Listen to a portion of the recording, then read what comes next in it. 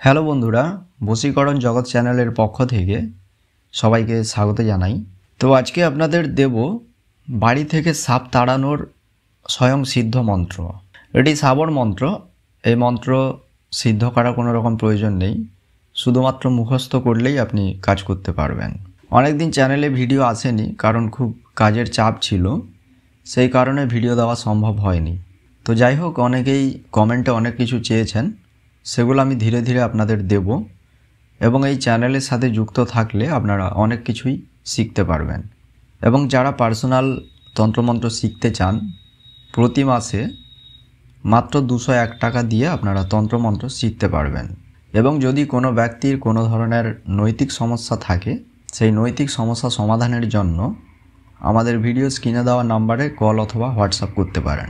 অনেক সময় বিভিন্ন সাপেরা খাবার খুঁজতে খুঁজতে আমাদের বাড়ির মধ্যে এসে ঢুকে পড়ে, আর তখন সেই সাপকে সহজে আমরা বের করতে পারি না। আর তখন আশেপাশে আমাদের কোনো সাপুড়িয়াও থাকে না যে যাকে খবর দিলে সে এসে সেই সাপ ধরে নিয়ে যাবে। এবং সাপ যেহেতু একটি প্রাণী, তাই তাকে হত্যা করা কখনোই উচিত নয়। তাই আমাদের সেই সাপটিকে তাড়িয়ে দেওয়া উচিত। তো আজকে আমি সেরকমই একটি মন্ত্র দেব, যে মন্ত্র দ্বারা আপনি সাপকে তাড়িয়ে দিতে পারবেন। অর্থাৎ সাপ নিজে থেকেই সেই বাড়ি থেকে চলে যাবে। যদি আপনাদের বাড়িতে কোনো কারণবশত সাপ ঢুকে যায়, সেই সাপটিকে সেই ঘর থেকে বার করার জন্য এখন আমি ভিডিওতে যে মন্ত্রটি দিচ্ছি সেটি ভালোভাবে শুনবেন, এবং মন্ত্রটি আমি এক ঝলক ভিডিও স্ক্রিনে দিয়ে দেব। ওং প্ল সর্পকুলায় স্বাহা, অশেষকুল সর্বকুলায় স্বাহা। এখন বলি এই মন্ত্রটি কিভাবে কাজে ব্যবহার করবেন। একটি ছোট্ট মাটির টুকরো নেবেন। মাটির টুকরো হাতে নিয়ে ভিডিও স্ক্রিনে আমি যে মন্ত্রটি দিলাম, এই মন্ত্রটি মোট 7 বার বলে সেই মাটির ওপরে 7 বার ফুঁ দেবেন। একবার মন্ত্র বলবেন, একবার ফুঁ দেবেন, আবার মন্ত্র বলবেন, আবার ফুঁ দেবেন, আবার মন্ত্র বলবেন, আবার ফুঁ দেবেন। এইভাবে সেই মাটির টুকরোটিকে 7 বার অভিমন্ত্রিত করবেন। অর্থাৎ মন্ত্রটি 7 বার বলে 7 বার ফুঁ দেবেন।